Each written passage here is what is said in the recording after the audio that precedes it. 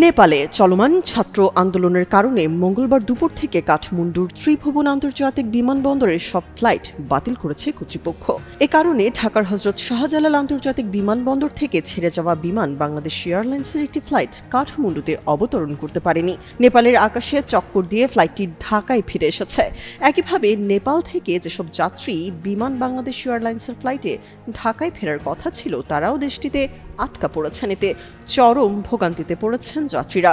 বিমান বাংলাদেশ এয়ারলাইন্সের সূত্র জানায়, মঙ্গলবার দুপুর 12:30টায় ঢাকা থেকে কাঠমান্ডুগামী বিমানের BG371 ফ্লাইট 114 যাত্রী নিয়ে কাঠমান্ডুর উদ্দেশ্যে রওনা দেয়। কিন্তু কাঠমান্ডুর কাছাকাছি গেলে ফ্লাইট অবতরণে ক্লিয়ারেন্স দেয়নি ত্রিভুবন আন্তর্জাতিক বিমানবন্দর কর্তৃপক্ষ। পরে নেপালের আকাশে চক্কর দিয়ে ঢাকায় ফিরতে বাধ্য হয়েছে বিমান। আবার কাঠমান্ডু ঢাকা BG372 ফ্লাইটের 94 জন যাত্রী ঢাকায় ফিরতে পারেননি।